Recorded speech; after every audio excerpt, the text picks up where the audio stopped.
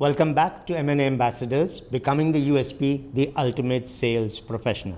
Now, in the previous episode, we talked about creating certainty. The two types of certainty, the logical certainty, left brain, and the emotional certainty, right brain.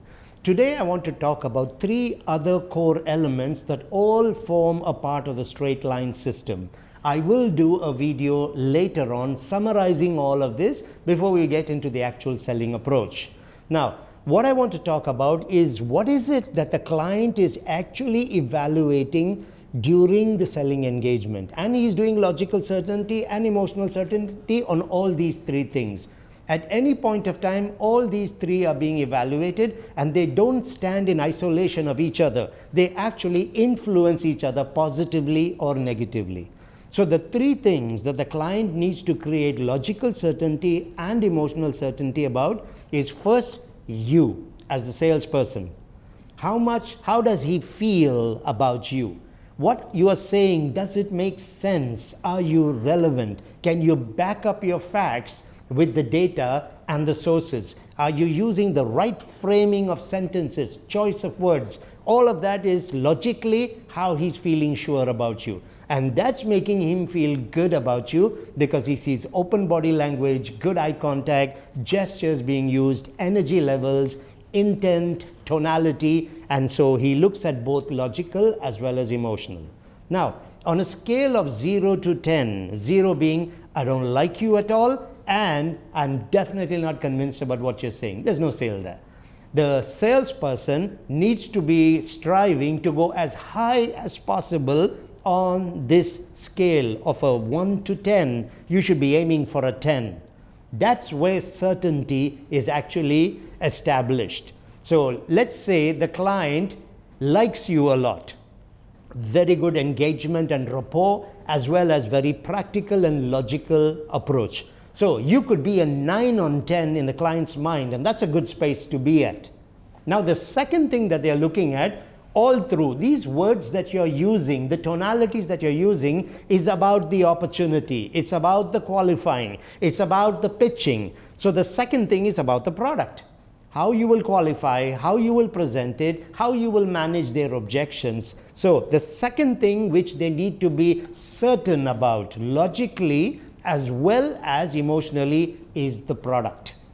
So while you are speaking and I may like you, but when we come on to the product, I find you're not so confident. I find you don't have the relevant answers. So what's going to happen in my head is you may be a 9 on a 10, but I might get to maybe a 4 on a 10 or a 5 on a 10 when it comes to the product, at least the way you presented it.